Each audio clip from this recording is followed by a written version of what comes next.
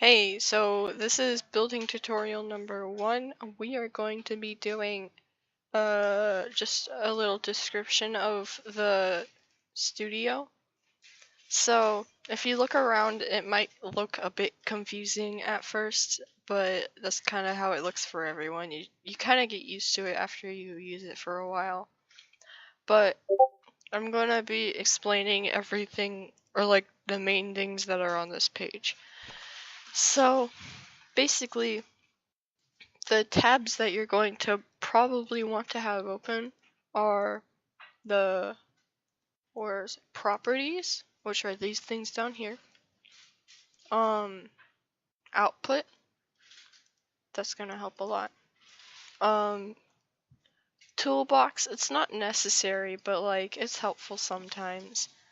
And if you're like working with someone, you can open team create, but if you're working alone, then that's not necessary.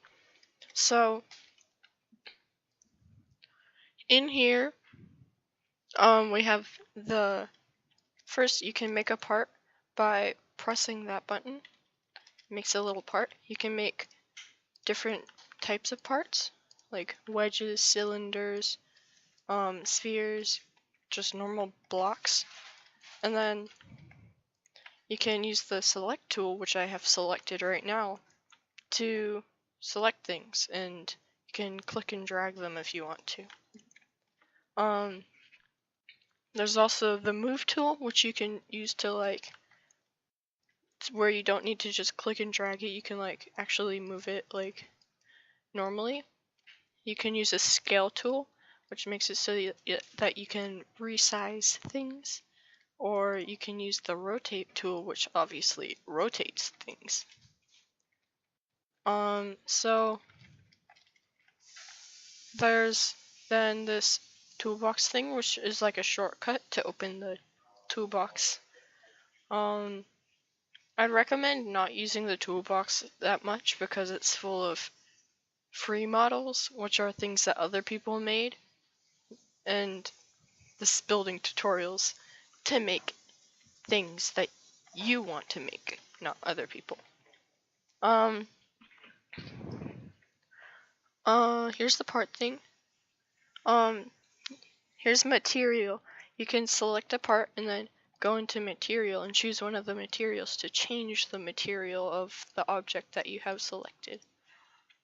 There's like several different materials that you can use.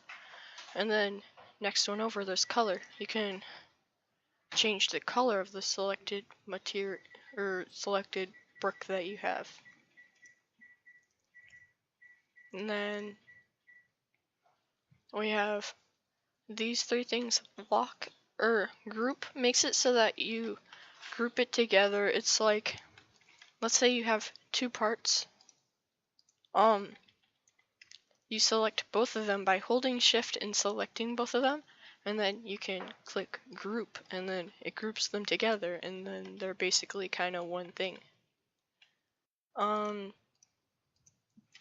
You can then click the arrow and press ungroup if you want to not have a group of things. Then you can select it and click lock if you don't want to be able to like select it on there, so that you can't, you can't select the thing. So yeah. Then you can click it again and then you can unlock it. Yeah. Then there's anchor. Anchor is basically you anchor a brick so that it stays in place in game, like when you go into the test mode. It doesn't roll around or fly everywhere. Like this ball. Like if you anchored this ball, it wouldn't roll around. See? And then moving on, you can use this play button to basically test out like I just did. And then when you're in the play mode, you can press stop to stop. These things are for testing scripts Mostly run is for testing the scripts in the game. Play here is it opens a new tab, I'm pretty sure. Game settings, this is like basically things that are like deciding if you'll want to have different animations or whatever, I don't know. And then moving on to model, you have once again these things. Transform, it's not a necessary tool. I've heard that you can use it to like do things better. But basically it can like rotate, it can resize. It's like basically everything put into one thing. Then you move over to the increments. The increments basically 1.1 studs. That means that that's how many studs it goes by. You can change that to 1 stud, and that means it goes by bigger increments. Even 50 studs, and then goes by like huge increments each time you do it. I prefer to keep it at 0.25. It was like set at 0.01 when I was last doing stuff. I'm not sure what this is. Oh, it's for GUIs. It's something else. You don't need to know that for building. This is the part thing again, material, color. Surface is, like, if you want it to have different things, I don't know. You have these things again, union and negate and stuff. Basically, I'll give an example. If you duplicate this by pressing Control D, you can duplicate it, and then let's say this one has a different material than the other one, and it's gonna have that sort of glitchy thing. If you don't want that glitchy sort of effect, you can union them together, and then they kind of become one. And then you can separate them when you don't want them to be all glitchy. That's just a little tip. I'll explain negate another time. And then, create is like, I have never actually used this before, so this is kind of new to me. I don't know. Alright, that's new. Effects is like you can add smoke to something, like see it's all smoky, or like you can add fire, explosion. Oh. You can add a trail to it. I don't know. Trail.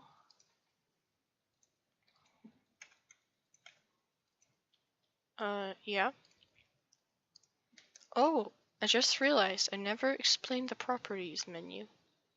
I'll do that another time when we actually need to use it. Spawn is basically a thing for where you spawn your character. When you test or play the game, you spawn on the spawn plate. Like, I can move it all the way over there. And then I spawn on it.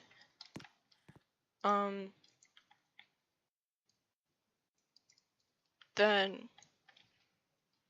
advanced objects are for things that you use other times, and then model, that's how you import or that's how you import and export things. Service, I don't really know. And then these are for scripts. These 3 things you don't really know. Plugins, you download them by doing like manage plugins, and then you can try out new plugins and stuff. Well, yeah, that was for the top bar. Here you can press undo and redo. You can open a like testing game, I think. Yeah. No, that's like just a new thing. And then this is like another test button. And yeah, output, it gives you the errors that happen in your scripts. Like the errors and stuff like that. Properties, I'll just go ahead and explain that now. You can click on something and you can change its own properties in the properties menu. So you can make it like see-through, you can make it completely transparent, you can make it that like that, you can make it reflectant. It makes it so it reflects the sky. It looks see-through because it's like all around it is the same thing, so yeah. But there's like other things. You can change the color, the position of it, you can unanchor it, you can make it so you can walk through it, so like if I walked on it, I walk through it. And then locked, I think you already know what that means because I explained it earlier.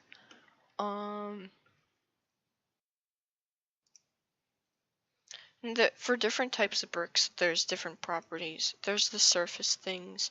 Yeah. I think that's it for this video. Thanks for watching. I hope you understand the interface better, I guess. Okay, bye.